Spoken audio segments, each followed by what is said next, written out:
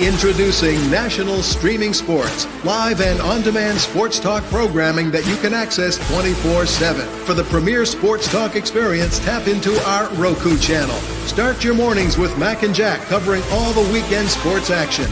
Then pour a cup and enjoy all the sports you can drink on the Coffee and Sports podcast. At midday, talk sports from east to west on the Coast to Coast podcast. Followed at night by some hot girl talk with Prim and Proper Sports featuring Sonia Pearson. Talk boxing on the Gloved Fist.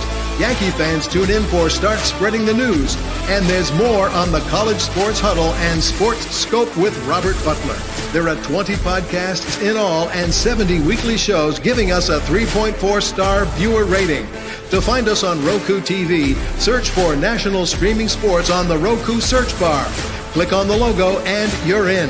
National Streaming Sports, live and on-demand sports talk for America.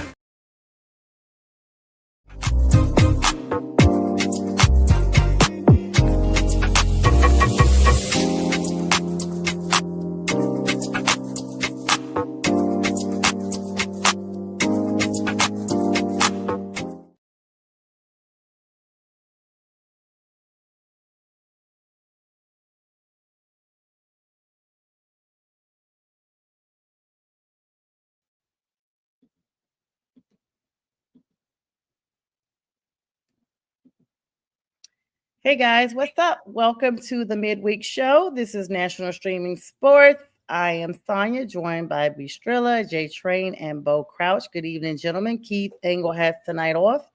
How's everybody doing? Doing good. Yeah. Great. Who told Keith he can take the night off? He's retiring, but he shouldn't be off. Yeah, you know how that goes. Once you are in that countdown mode, it's kind of like senioritis. You just don't care. And so he did give me an update and he let me know tonight was iffy. So I told him don't even worry about it, that we'd see him on Sunday. He's going to be off like from now on. He's burning out all those vacation days. So I don't blame him. Congratulations, you, Keith. I know you're somewhere probably watching. Speaking of watching, the NBA playoffs are wrapping up, guys, really soon. I mean, J-Train, you called this when you said 7 games, but this one may be over really soon. Tyrese Halliburton been playing through an injury, had an MRI on yesterday. I could not find not one article that gave the results of that MRI yet. The only thing they said it was the MRI was done and that basically it's a game time decision. So have any of you guys heard anything? According to the NBA. Oh, go ahead, Bo. Sorry. Oh, I was going to say the only thing I heard was it was inconclusive. Yep. That's what I heard. What's up, Daniel Berry Sports? Hello to Scott Cobe. Thank you guys for joining. Please make sure you share, comment, and do all that good stuff that you guys always do. Shout out to all of Bo's folks that come in here and support us. I mean, he brings them all the way from the yay west side. We appreciate that, Seattle and company. He's really coast to coast. East Coast. Coast to coast. West. Coast to coast. All right. So, I mean, inconclusive. So that means there's a high probability that he may not play, because anytime you have an inconclusive MRI, they are usually cautiously optimistic and trying not to basically cause further injury. But, you know, some people say it's the playoffs and he's already hurt. But I'm like, yeah, but if he's getting an MRI, it's not just a bruise, guys. Nah, he's an athlete. There is no tomorrow. You play. Yeah. Right? Like you got all off season to get better. Play to stay. Play to stay, huh? Yeah, he wants to play. He wants to play. Rick Carlisle says it's a game time decision. They won't know anything until tomorrow anyway, when they're doing shoot-arounds and stuff like that. But even with that said, even if he does play, he's going to be what, 50 to 75%? Yeah. And he only had like 4 points and he left in the first quarter in the last matchup. Yeah. Like everything was really bad for him. I mean, 4 points and those came off for free throws. To be fair, though, they were in that game until they had that 4 consecutive turnover sequence. They were only down 4. They got down to 2. They got up to 2. Yeah. I mean, they were right there with 4 to go, 5 to go, something like that. And then you turn the ball over 4 times in a row. That's a wrap. But I mean, they've been able to do it when Halliburton hasn't been at his peak, and he did have some key assists in that game. So although he wasn't offensively productive and obviously hobbled on the defensive end, they still had to respect the fact that he was on the floor. And so, I mean, there's elements of it that even though he's not what he could have been, he does occupy that space that, someone off the bench probably doesn't, even at 75%. So if he can go, you probably want him out there. This is a closeout game, right? Like at the end of the day, if you win, you get one more shot. If you don't, it's over. So I don't know. Like for me, I'll play hurt because there's a lot of time when you aren't playing to heal up. Unless it's an ACL or Achilles, he needs to be out there playing. Yeah, him being out there, it's not really his mentality, it's the rest of his team's mentality you really got to focus on, because if they feel that he's not playing at 100 or even at 75%, that might wear on their mentality of the game. So we want to make sure that Rick Carlisle gets in their head and say, hey, Halliburton, we got to go. This is our game to win. So let's do it. Frankie, just to touch on that real quick. Remember, he's a Cowboys fan, so delusional is just part of what Jay does. Yeah, clearly. And welcome into Frankie Cruz Jr. Thank you so much for always joining us tonight. I mean, Jay Train, I know you started to say something about it. What are your thoughts on it? Injuries happen. I agree with both. I mean, it happens, but this is it. You got 1 or 2 more games left, and this is for all the marbles, and there's no guarantee you're going to come back next year to even compete for this. So, I mean, I'm out there with 1 leg, 1 arm, 1 A cheek, 3 toes. Tio played a Super Bowl. Tio played a Super Bowl with a broken leg. Yes. I'm reminded of when Thomas Davis for the Carolina Panthers had arm surgery 2 days before the Super Bowl and came out with his arm stitched up in literally looked like a football. Still pretty much an open wound, and he still played through it, with a sleeve or what have you, because this is the big game. And this is the same thing for the Pacers and anybody that would happen to have issues with the Thunder as well. So yeah, he says, if I can walk, I can play. That's a good thing. See, for me, I guess I'm just like Jay Train said, if this is a significant injury, if this MRI is inconclusive, but say it's a tear, it's going to be very visible that he's playing through an injury, and that can wear on your team, because now you're out there on the floor, but they're having to fill in for you where you're missing. So they're playing their part and they're playing your part, because you're not able to be as expeditious as you would to be everywhere. That's where coaching comes in. Yeah. Well, and I mean, it comes down to players, right? Tio played a Super Bowl with a broken leg. Jason Pierre-Paul had his fingers amputated after blowing up his hand with fireworks because he didn't want to miss opening weekend. I mean, he's like, you know what? Just lop them things off. So, I mean, and he still played with it. About Michael Jordan and his sick game. He had the flu. So, I mean, when it comes down to it, athletes want to be out there, especially when it's championship time. It's like, you know what? You could be Dan Marino. You get to see it early in your career and then never touch it again. So when you get your shot, man, you swing. Yeah, you mentioned JPP Paul, but and of course Jordan had the flu. Jalen Hurts, we saw him even last season, had to travel separately from the team from whatever sickness he had. Duval Dive, welcome in, says when it's the playoffs, got to believe they'll shoot him up and he'll give it at least a try. Yeah, that's the thing. They have all these shots, cortisone and all that stuff, taped, what have you, to at least boost him through, even if they have to numb the area, boost him through. Now, hopefully it's not something that's going to slow him down, because if he's so numb that he's now not able to use this limb, then we've got a problem. I mean, I don't think they're going to shoot him up quite that much. Right. The great news is that it wasn't really visible that he couldn't manage the game. He's a point guard. And the biggest thing is, the things you see from him is his assist. And he can still manage to where he can get players in position. I mean, Carlisle calls great game plan. So if you can play that, because you're not depending on him to be a high volume scorer. So, but to be a playmaker, you still have that ability. As long as it's not something like what Sonya said, a tear or something like that, he can still manage to play in this game.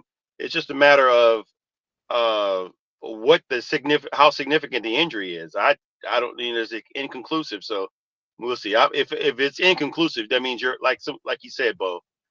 You're out there playing. That's Oh it. yeah. What's up, Robert?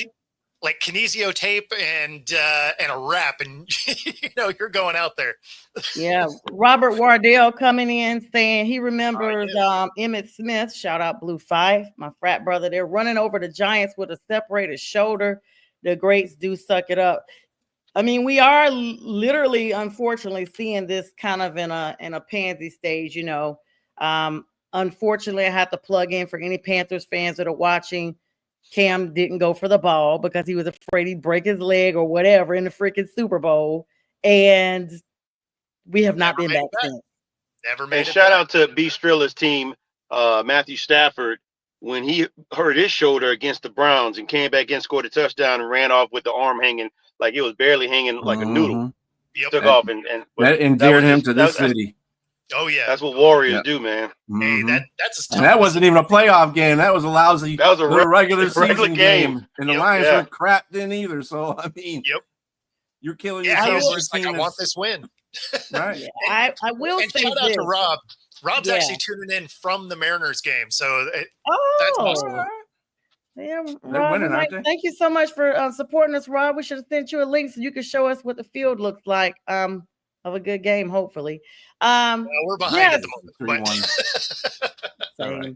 Yeah, so I mean, this is everybody's thinking now the playoffs are kicking up because these are the finals. These are this could be the last game, or we could have one more game. But nonetheless, now everybody's tuning in because now they need to see who's going to be the first one to get their championship. Here as the NBA. Rob says they're getting beat and the home was better than Cam. Yeah, I know, Robert. I know. But yeah. Robert, not really. We were not undefeated, Wildell Home. We were undefeated that season with Cam. So we, statistically we're better, but everybody has that out there. But Rob, thank you for your opinion on that. Touchy subject that I'm going to just move on. I'm going to raise it and move it. All right. So it was goofy, Rob. That was a goofy opinion. I got to give it to you, buddy. That was goofy. Come on, we got to linger on this one.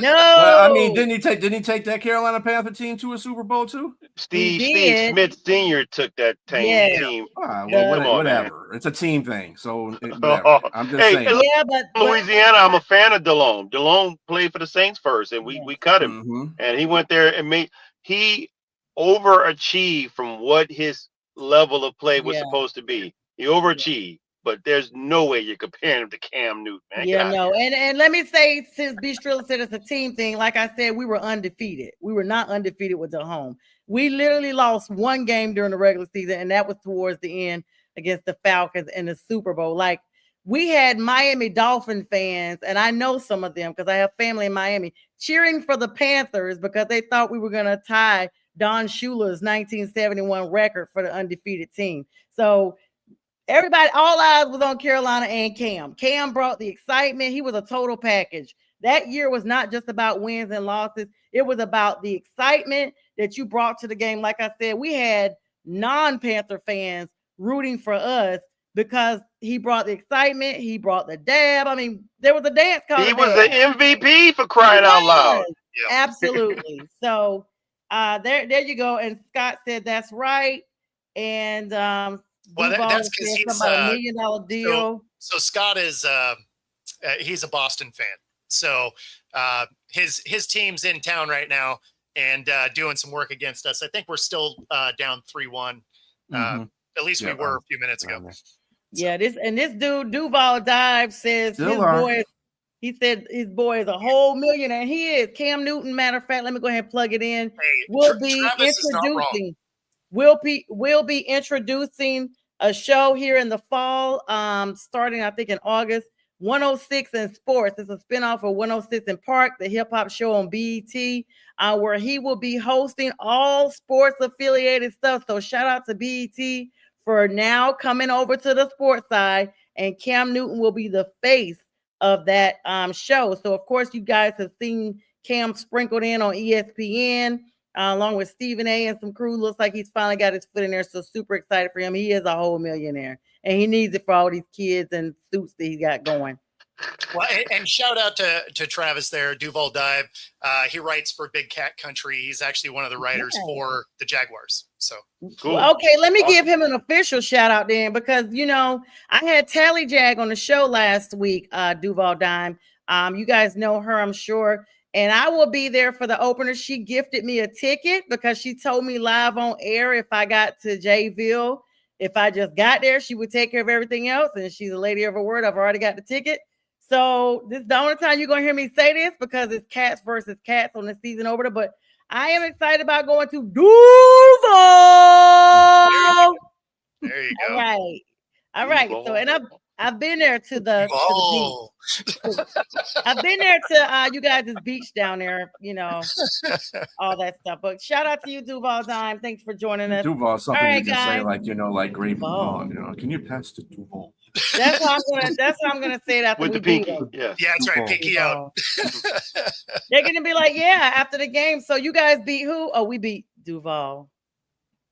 All right. So Or can somebody please pass the jelly? Mm-hmm. Let's She Oh freezes. my word, she froze up. She froze up. That's what she gets for saying all that jelly Duval line? stuff. It was a Duval. She was so mad about the Panthers, it just locked her out. Right. She shall return. She shall return. You know what I will say about Cam Newton, that he should have fell on that ball. But other than that, I think that's the only blemish that season that he had. And I mean, it was a big one. What was wild about Cam, though, is he was so wildly inconsistent. So when you looked at year to year, he'd have a great year, and then it would be a sub 10 win, and then a good year, and then a sub 10 win. Like he didn't have back-to-back good seasons his whole career. It was very weird. Yeah, his MVP year was his peak year. For sure. Well, definitely. I mean, when you look at his career up until last year, it was the Lions, right? Just never had double-digit wins in back-to-back seasons. But they had the guys, right? Like they had the personnel for them to be good for years in a row. Yeah. And they just, for whatever reason, they could never make it happen because it's not like the teams changed a crazy amount year to year, but for some reason. Welcome back, Cotter. Hey, let me tell you guys, it's been storming down here. I don't like messy. Who put the comment up? I did. It's been storming down here, and my internet went down and went up. So I'm just using my Wi-Fi on my phone now just to make sure that doesn't happen again. I won't interrupt whatever you guys were talking about. Go ahead, Bo. But thanks for welcoming me back, guys. Oh, we were there. That was actually the transition point. So that, there you go. That's all right. You didn't want to hear what I was saying anyway. I'll watch it back. Anyway, yeah. So after I gave you that big hearty Duval shout out, that's what you say, Jacksonville Dime or Duval Dime or whoever you are. Listen, let's go ahead and segue into the back-to-back champions. Go ahead and put our NHL plug in here. The Florida Panthers are champs again over the Edmonton Oilers. I mean, no doubt they almost didn't even seem as enthused. Almost looked as if, almost a sense of entitlement a little bit. Like, yeah, we're here. Whoever's going to be there. They are now the trifecta, and now talks are out as to, are they starting their own dynasty here, as they say in Game of Thrones, dynasty? I mean, back to back, it's tough to win a championship once. So to make it back, and then, the series actually started out awesome, right? Like you had back-to-back overtime games, and it was a battle. But man, they really took it over and beat the brakes off them to finish it out. Mm-hmm. And Game 3 was the game that showed me that this is going to be a shorter series than people thought it was. Because especially when Edmonton came back and won in overtime, I said, dude, you got to have convincing wins in the Stanley. If you are just winning by the skin of your teeth, man, it ain't going to work out for you. I wanted Edmonton to win. I wanted a Canadian team to win the Stanley Cup, but Yeah, so congratulations. It seems like an oxymoron to have a Florida team winning a hockey cup. Like, that's so backwards to me. The fact that they even have a team where it never even ices, yet alone snows or anything to keep an ice rink cold, is just insane to me. You didn't like Cool Runnings as a movie? Come Yeah, on. it was okay. The bobsledding and all that stuff. I never watched the whole movie. I thought it was a little weird for me. Just a couple of notes in the NHL Stanley Cup. Sam Bennett, Panthers forward, wins Conn Smythe Trophy as the MVP. Yep. He had 15 goals. 5 of them were against the Oilers. Mm-hmm. Then Sam Reinhart scores 4 goals in the last game. The only other player to do that in a Stanley Cup elimination game since 1922. That's almost 100. That's 103 years. Yeah, it's been a minute. Yeah, really it's like an hour. That's a really long time. I knew Connor Smith had gotten that MVP trophy, and like you said, he definitely deserved that after such a stellar performance.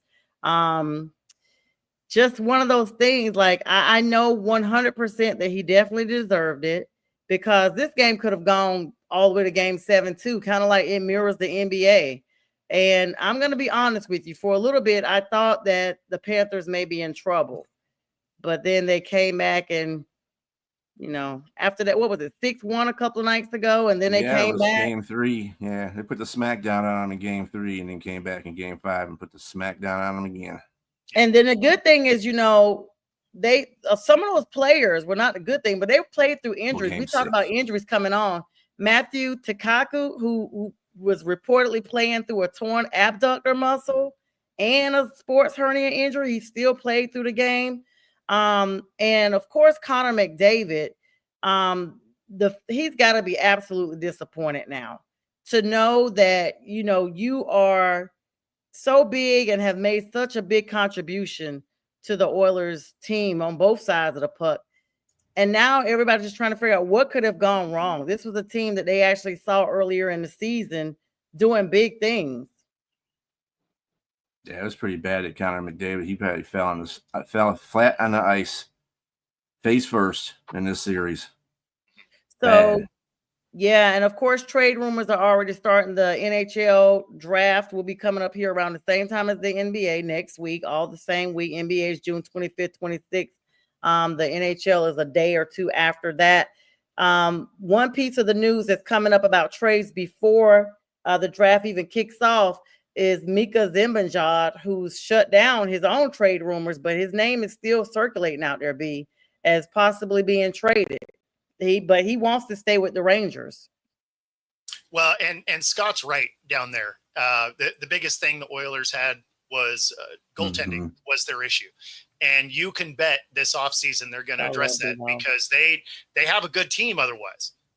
So, I mean, their weak spot was absolutely, their goalkeeper. What's up, Brent? Wow, Robert. Well, then you don't watch the Panthers. It's okay. All right. Scott said he was around for the 22 Stanley Cup. Wow. God bless you. I might need to get your information to find out, the key to longevity, because I'm trying to be there. Wow. 1922. All right, Scott. Yes. Scott, that's our AKA NHL. Rip Van Winkle. Seriously. Melchizedek. Somebody. Methuselah. He's got a whole Bible passage named after him, the Book of Scott. If he's that old, what are you talking about? He helped write it. Yeah, he was Jesus' valedictorian. He was Moses' valedictorian. Yeah, that's Let's right. go back. Let's go back. All right. Of course, NFL news. We are gonna start talking about that. Mini camps going on. Mandatory mini camps across the league are wrapping up now. Recently concluded. So we're finally gonna get the sites. It looks like Shador is performing really well. I was seeing that. Of course, now you guys always say it's without pads. Kayvon Thibodeau aims for a big season. The New York Giants edge rusher. Is he related to Tom Thibodeau? I don't think so, but it's just amazing. They're both connected to New York teams with that name. He wants double-digit sacks this season after a solid 2023 campaign. He's looking to bounce back from his injuries from last season, and he wants to reach the NFL single season record. Wow, big stuff for yourself. Trey Smith is joining mandatory minicamp for the Chiefs. His first appearance in all-season workouts. He's franchise tagged, y'all, so you know he's trying to make sure he's there. And discussions are going on about that, a long-term deal. Chris Jones, who actually himself was going through a long holdout at some point, basically told Smith to avoid the same approach he did. It doesn't work out. And of course, everybody's talking about Travis Kelce losing 25 pounds. That's because Taylor got him on that non-gluten diet, probably. He needed to do it because he was a little slow last year. Yeah, slow and slow and I mean, he couldn't catch a cold with them hands last year. He couldn't catch COVID in a COVID hospital ward the way he was doing it last year. Yeah, the Ravens. Yeah, Bistrella, give us that Ravens news. Yeah, Ravens signed a former cornerback, Jair Alexander. Green Bay had let him go not too long ago, a couple weeks ago. And he found a new home with the Ravens. And guess what? He gets to play every NFC North team this season. So I don't know if this is going to be his revenge tour. I'm not a very big fan of Jair Alexander. I don't think he's the greatest in the world. You got to be on the field to be playing. If you're not on the field, you're not too much to me. Yeah, the best ability is availability. He definitely has not been available the past couple of years, but he is a talented player. And playing alongside, who's the kid that was a rookie last year? The safety? No, the cornerback. That they're gonna have a decent tandem if he can stay healthy. That's a big if he can stay healthy. I forgot the kid's name. Jack. He always talks about him. He's a real slender guy. You talking about for Green Bay? Marlon Humphrey is his opposite. Marlon if he's to play Humphrey. cornerback too. I know who you're talking about though. That dude is he's so small. Nate Wiggins. Wiggins. Yep. Yeah, that kid's he's actually small. pretty good. He can play wide receiver. He's small, like he's narrow. Very small. But he's fast and he's good. He played for Clemson, I believe. Yeah. So that's where you move him into like the nickel, right? Because then you limit the amount of snaps that he takes. Mm-hmm. So you can have an elite talent for that's a nickel, right there. Mm-hmm. Right? Like I like that pickup. Mm-hmm. Yeah, they're gonna have a nice. You gotta stay healthy. Yeah, if everything works out, they should have one of the best backfields in the NFL. Well, but that's the thing is, it's easier to stay healthy if you're not an every snap guy, and if they slide him over to the nickel, you're on the field about a quarter to 30% of the snaps on defense. So it's easier to stay healthy that way. Exactly. The rich keep getting richer. Yeah, you guys. Well, we're gonna talk about that news on the back end. We're gonna kind of keep it NFL here. Let's go ahead and take our little small 56-second break where we got to plug in the Huddle Network while we gather ourselves for our next segment. Everybody, stay tuned for 56 seconds. We'll be right back. Yeah, yo, it's game time. Ain't no messing around. Huddle Sports Network, the best in town. From NFL rumors to the latest trends, we got all your sports. Just tune in, my friends. Catch us on Roku, Fire Stick, take your pick. Facebook, YouTube, where the action's slick. Daily shows that drop like a bomb. From 10 to 11, it's Ken and Ken. Stay calm. Huddle up, catch the vibe, feel the rush. Get your news, get your fills in the clutch. Over 27 podcasts, we breaking it down. Join the team, Huddle Sports, wear the crown. Live every weekday, it's how we roll. Lions Talk with Jeremy B, we taking a stroll. From 11 to 12, don't miss a beat. We break down the game, make the info sweet. The Daily Huddle Podcast, noon to 1. CST Zone, we're just having fun. Toss your doubts, we bring the facts. Tune into the Huddle. And we're back. So it's supposed to rhyme with that last word. Tune into the stacks, and we're back. Okay, thanks for the Huddle Sports Network. Of course, you guys make sure you download the Roku app for national streaming sports. Huddle Sports Network, Elite Sports Entertainment Network as well. Thank you to all of you guys who make this platform possible. I see Bo brought us a gift here. So, Bo, I'm going to let you present this nice gift here. Let me know when you're ready for it. Yeah, so this is since we were talking about OTAs, and you were saying how good guys are looking. This might make you feel a little different about it. Good. All right, so let's go ahead and add this to the stage. Got easier in like 2011, I think. Everybody that was playing at that point had been through two-a-days at some point in their life. Guys that come in the NFL now have never done it. They've never done it. We're out there for an hour and 15 minutes, and guys think it's. Hang on, guys. I tried to do something and messed it up. Hang on. This is why I'm not a tech person. All right, you guys ready? You know, like our OTAs were over 2 hours for sure. What happened? Even when it got easier in like 2011, I think. Everybody that was playing at that point had been through two-a-days at some point in their life. Guys that come in the NFL now have never done it. They've never done it. We're out there for an hour and 15 minutes, and guys think it's hard. You know, like our OTAs were over 2 hours for sure. So the thing that's funny about that is it's like these guys are complaining that it's hard. Do you remember playing as a kid? Like you had two-a-days that were 2.5 hours each, right? Like you had 5 hours of practice those days. Like, and they're like, oh, this is hard out there for an hour and 15. It's like, man, what is happening to this sport? Yeah, I ran track and played softball, and I was in marching band, and none of those were less than 3 or 4 hours.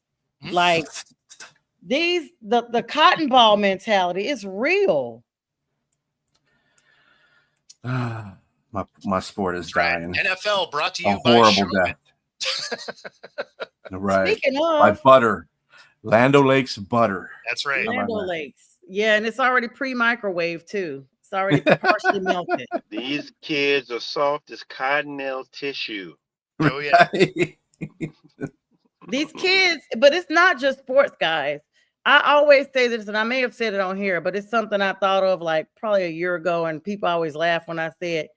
The generation is so lazy. If they had a job getting paid to sleep, they'd wake up and quit. It's horrible. And there's no lazier thing than to sleep all day. So you'd wake up and quit getting paid to sleep. That's how lazy it is. And that's why I think the sports are going down. For Joe Flacco to come back, he's already been home. He's coming back. Now he's like, listen, guys, I don't know what's going on. And let me get y'all's thoughts, because there still is quarterback competition up there, but clearly the longevity belongs to Flacco, even though he's not supposed to be brought in there as a starter. No, I think that's what they did bring him in to be a that's starter. exactly what they brought him for. Yeah. Shadur and Gabriel and Pickens. Yeah, he's going to start at least the first half of the year. Yeah. Deshaun he blows it. Deshaun is still on the roster. Well, he's not going to be on a roster. He's on a roster, but he's on injured reserve. Yeah, for the whole year.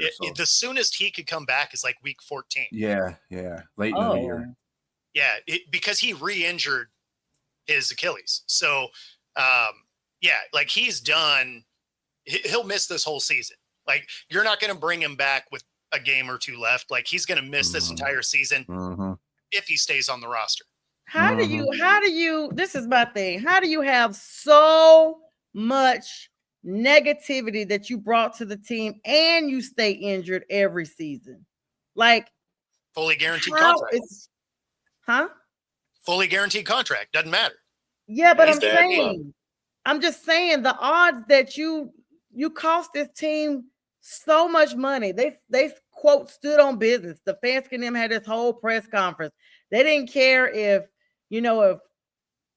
I don't know. Let me think of somebody famous. Somebody from way back when came out and had the best, stage presence, the best personality, the most. They didn't care who accused Deshaun, is what I'm saying.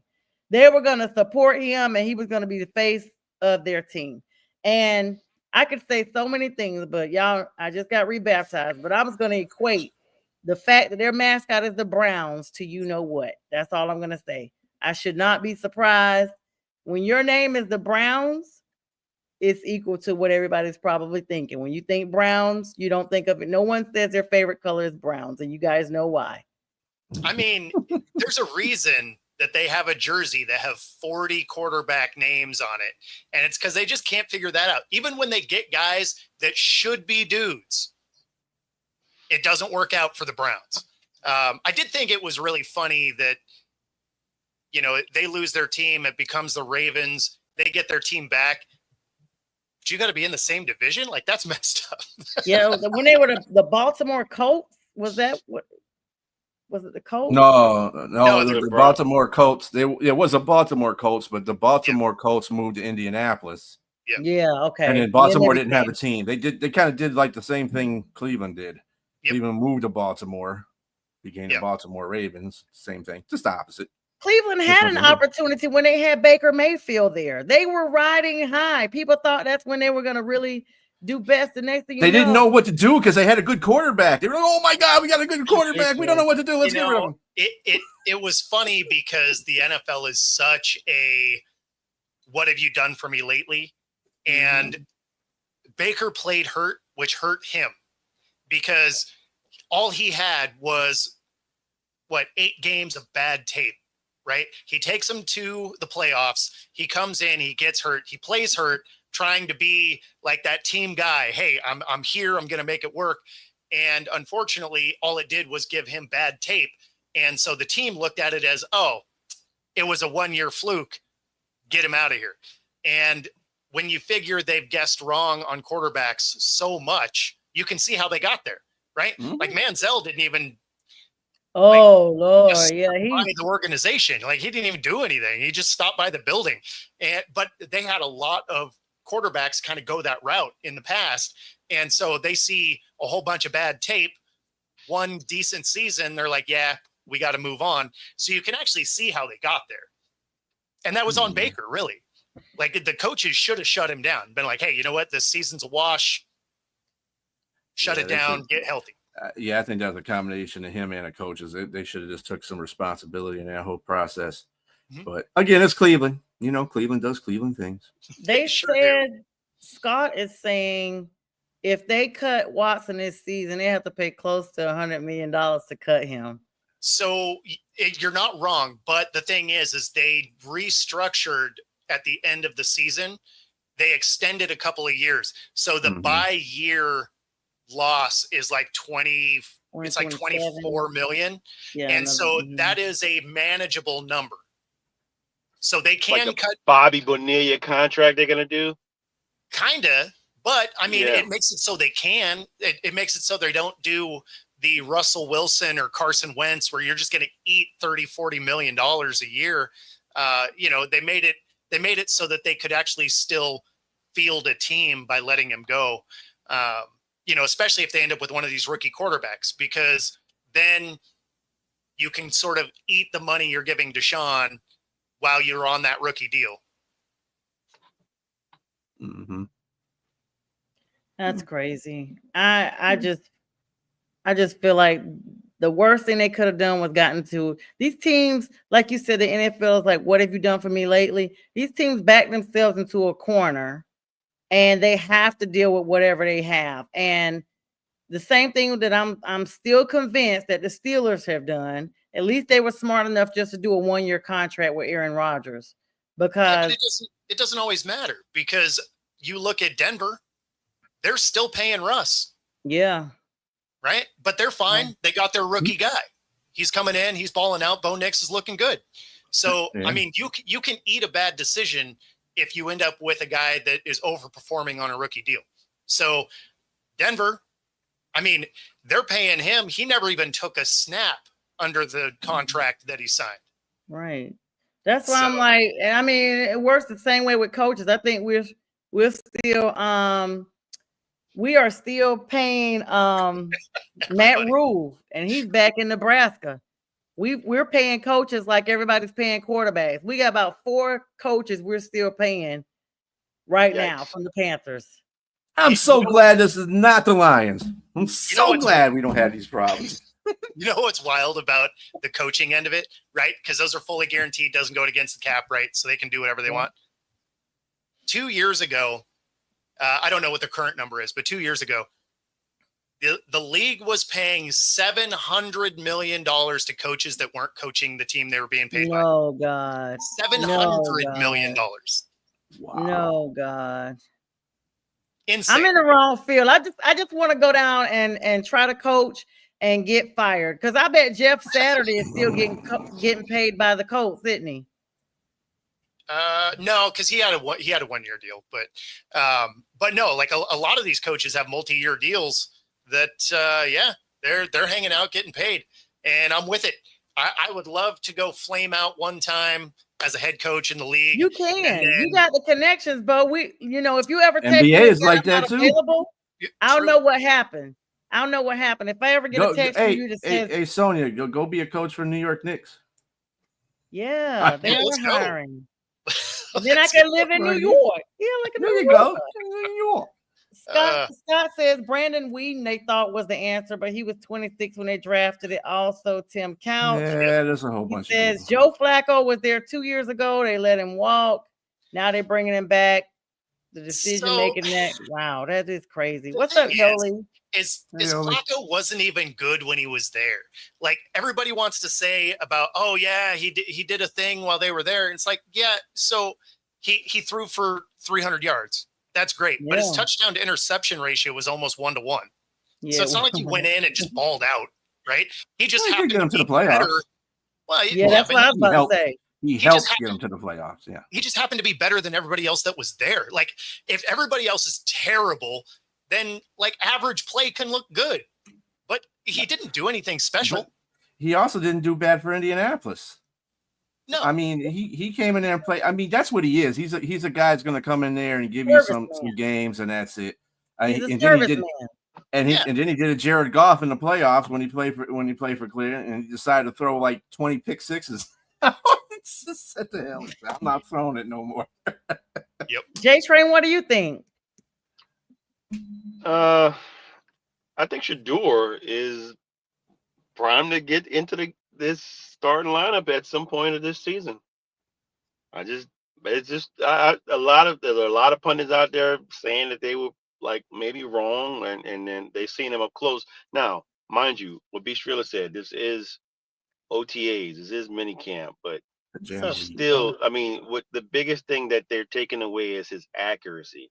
He had it in college, and he still has it in the pros. I mean, that's one thing that you can say. You might not have the strongest arm, but if you can have success if you have a decent arm and you have a high level of accuracy.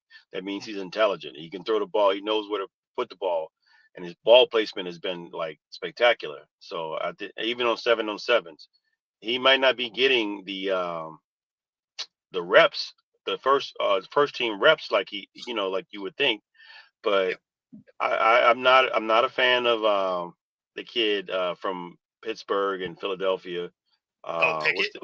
Yeah, that was he is either him or Dylan are going to be the odd man. Pittsburgh messed his whole career up. So Gabriel, it sounds like Miami has some interest, but it seems like that would be a bizarre fit. Yes, but they just got a rookie quarterback, didn't they? They just signed what's his name? Yeah, they have Ewers. They also have Zach Wilson, right? So that would make for a very weird quarterback room also. But people keep talking about Miami being interested in Gabriel. The thing that's hard for the Browns on that deal is, they gave up a third to get Pickett. They drafted Gabriel with a third. If you get rid of any of these guys right now, you're not getting anything for them. So you kind of have to keep them, but then you run the risk of just losing one of them, right? So I don't know. Like again, like I said before, I wish they had a Hard Knocks for this quarterback room. Yeah. It's coming. That would be interesting. It'd be fun. It's definitely coming. Let me plug in a little bit of update. And Bo, I definitely want you to weigh in on this. I was on with J Train and B Strilla on Friday night with the fellas, and we talked about this extensively. It was pretty interesting because everybody knows I love law, and when it mixes in with football, it's a great thing. So Antonio Brown, the update is this, that he is in Dubai that they have basically they're not considering him on the run because he left the country before the warrant was signed. And so they're saying now his attorney has said there's no way he knew an arrest was forthcoming, and he will be taken into custody as soon as he returns to South Fulton. Excuse me, South Fulton, that's Atlanta, South Florida. He is going to be, so that's the Miami area. And taken into custody means they're not giving him an opportunity to go turn himself in. They literally, a quote said, the Miami police chief, Manny Morales, did a little press conference or whatever, told the Miami Herald and detectives that they believe he's still in Dubai. They've been in contact with his attorney and expect him to be taken into custody once he returns to South Florida. They're not sending anybody to Dubai to go and get him. And there's supposed to be a $10,000 bail that's in place. On Sunday, Brown went on X and said he's been racially profiled by the media, fans, and the NFL. Quote, saying, how TF you go from being victimized unto a attempt to murder you. See, they control the media. He said that in a post which included a screenshot from ChatGPT, which took a month to change the narrative. So looks like, according to this screenshot, wow.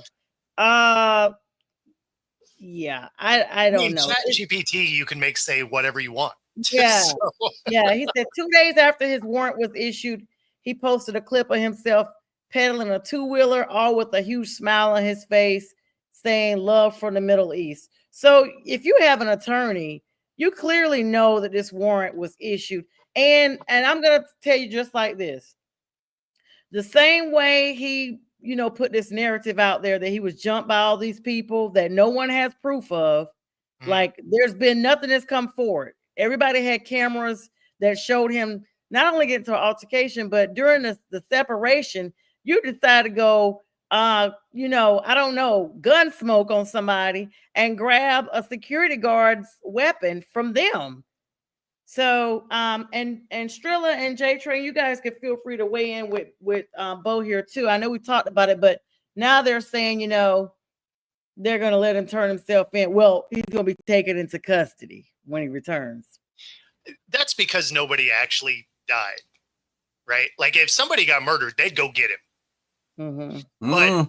But the key words to, well, I mean, Dubai is kind of a sketchy spot. They may not go get him there, but there's a reason he went somewhere like that. But I mean, this guy is about as unhinged as you can get. The plane said racial profile. Cameras do not racially profile. They just show evidence. And let's be clear. He, this narrative is all crazy. This narrative is none of it's making sense. This is typical Antonio. And he's even going out taking shots at Cam Hayward now. You can't, I think the key element of the way that's worded is the notification was out there that this was coming, right? But he left before it was signed. Yeah, right. Signed. That is a key element of the way it's worded. So it wasn't officially a warrant until it's signed. But he was a person of interest before that. So you knew it was coming. So for him to jump on a plane, like he knew this was not going to be a good deal. Yeah, he did like Lil Durk did. Lil Durk did the same thing out of Chicago, and they got him, and he ain't made bail since. He's been in custody almost a year, if not a year now. Yeah, I'd be surprised if he comes back. He just wants to give himself a vacation prior to coming back and checking himself in. Yeah, but this is the thing. Just like Bo said, technically, and Strilla and J Train, we talked about this. They're saying there's a $10,000 bond, but we don't know if that's been signed or not. The signing is what's official. And the fact that Florida law is, we pull the code on Friday. The person don't even have to die. Attempted murder in Florida is life. Attempted murder is life.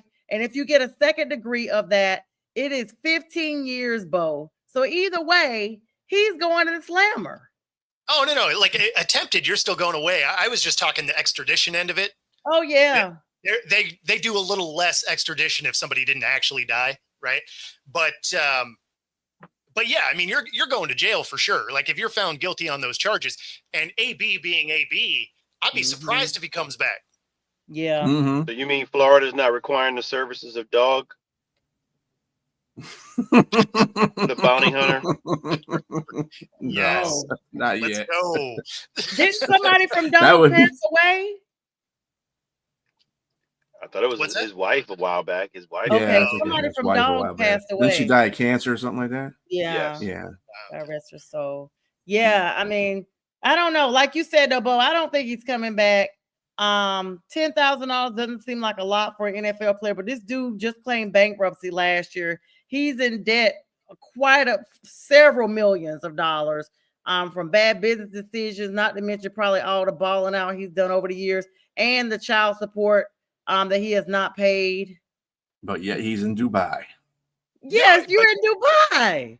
No, that's why I'm saying, like, I bet he doesn't come back, right? Like everything he has stateside is not on the up and up.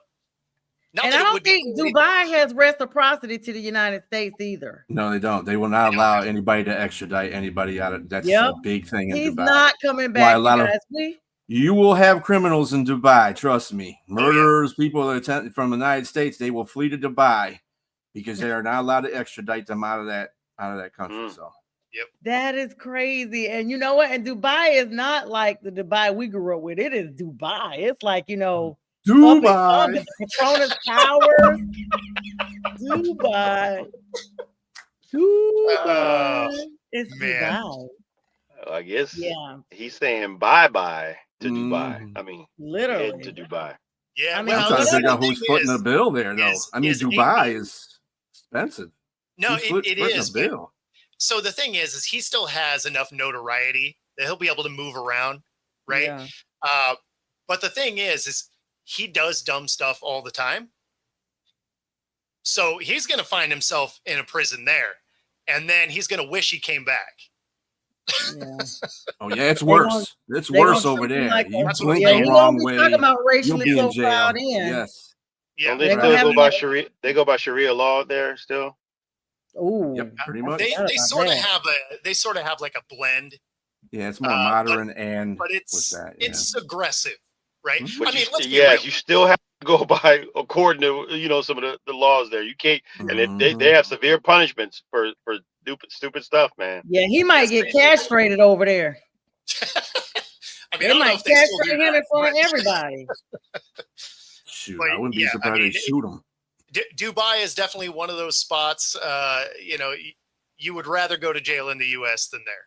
And Mhm. I mean, that's why you see so many like supercars and stuff that are just abandoned because they're Mhm. people that were going to get picked up by the police. And they're like, yeah, no, it's cool. I'm out. Keep the money. It's fine.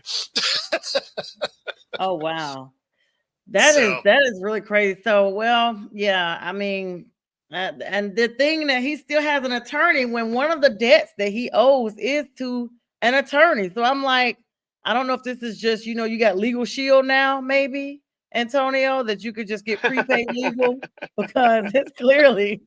I mean, can you imagine the notoriety as a Legal Shield attorney? Because they only pay like $20 a month. That you could say, yeah, Antonio Brown's my client. Like, you don't even need the little Legal Shield man. They just got somebody that's got a law firm and a shopping center to come up there and say they represent him. I mean, if he did have you on retainer, you're going to have work forever. Yeah, forever. You're gonna have work, but you're not getting paid for it. It might, Yeah, it that's might be in Dubai though. You might have to go to Dubai, but He might be living on the street somewhere over there in Dubai. Oh, Nah, again, he's still too famous for that. Like he'll get put Somebody up, will put him up, do yeah. appearances, and no, I mean, like somebody he's will put him up he'll be okay until he for a snaps. while until But he then gets in his own. that person, wouldn't they get like aiding and abetting a fugitive at this point? Because if they found out he's being kept over there, he's not ever coming back. He's not a But I fugitive. bet you they're focused on him though. They know he's wanted in the United States. I'm Yeah. sure the police force is alerted to that situation. Yeah, but he's not wanted there, so No. they don't care. No. But Just they got imagine the people that were on the Yes. people that were on the flight with him that realized they were on the same flight that he extradited himself up out of the United States. I mean, they were probably reading the article while he was sitting next to him. Be like, He hey, was definitely flying Spirit. He got him a cheap You know flight. you wanted? hey, you He want got to him a sign? flight. He got him a Do you one-way want to sign ticket. this wanted poster for me? Right. He got him An autograph. he got him a one-way ticket for $42 on Spirit. Oh man, how uncomfortable would that flight be? That's only like Oh, my 15 goodness. hours in the air. Yeah, they don't give you water anymore either on theirs. You got to swallow your spit. So just, Oh, wow. you can't take a bag, you can't take nothing on there. If you got a purse, they charge you for a wallet. Hey, stop selling Spirit short. That's one airline that has not had a fatality accident. One of the only airlines that has not had a fatality accident. Hey, Spirit used to be what was it, Value Jet. So they still got Value Jet. And the only reason is no, because they don't used to have a actually lot of crashes. they went down in the Everglades with the alligators. The only reason That's Value is Jet. They're not claiming Value Jet. they leave the other paint from the other airlines on it. They just vinyl wrap it. That way, when they crash and light on fire, the vinyl burns off. Oh my God. They're like, oh, look, that's a United flight. Right. Yeah, Steve-O, we're going to get there in a second. All right. So, Steve-O, I love when people be in the comments and they love to try to get ahead of our stories. So I'm not going to put the comments up till we get there, but we're there now. Bistrilla broke some news for us earlier today. The Los Angeles Lakers are selling the Bus family. Strilla, give us that plug because you're the one that broke it. Yeah, they're selling it to the Dodgers owner. And I think they're selling like a majority sale of it. But they're, I think they're basically getting ready to siphon off the Lakers. Oh my gosh! To the Dodgers. I mean, this team has been owned since 1979 by Dr. Jerry Buss. Purchased the team from Jack Kent Cooke. I mean, y'all, that's pretty much all of our lives at this point. 1979. Yeah. What did he buy it for though? Let's see. He died in 2013. They are saying, yeah, they said they're like selling 100 or 200 million or something like that. 66% of the team prior to the sale. $6.1 billion sale to Bill Chisholm. The largest team selling NBA is the Celtics. So no. But whatever he bought it for back in '79, right? Like I'm sure that was out of control. I mean, it had to be like the low millions. I mean, it's crazy. Could be like how much 100 million or something like that by then. Yeah, exponentially, how much more it's worth now. It's crazy. Yeah, like it may not have even been 100 million back then.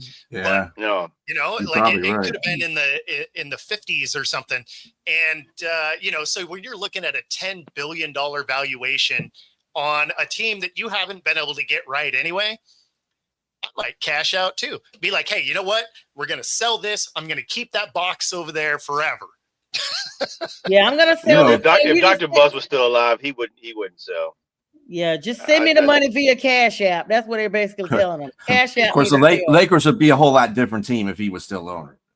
If he was still alive. Yeah, exactly. $10 billion. The Buss, 6 siblings own stakes in that trust too. 66% of the ownership is owned by 6 siblings. Yeah, this is like the Walton family now. This is like the Sam Walton family now. What's that? Roughly 1.7 per kid. Like that's not too bad. Like I feel like I can pay my bills with 1.7 billion. Yeah, I think I'm gonna do an ancestry in me and see if I'm related to some of these people because I just did a small change of it. Guys, anybody with Buss with the last name. Hey, let's go. Yeah, like I don't know, Busta Rhymes. That starts with a bus. And get some money too. Guys, now always a great show. Bistrilla, J Train, Bo Crouch. Always thanks, guys, for always stopping in. We got Prim and Proper Sports coming up at 9 and some more shows throughout the rest of this night. And we'll see you guys when we see you. And with that, we bid you guys a good night.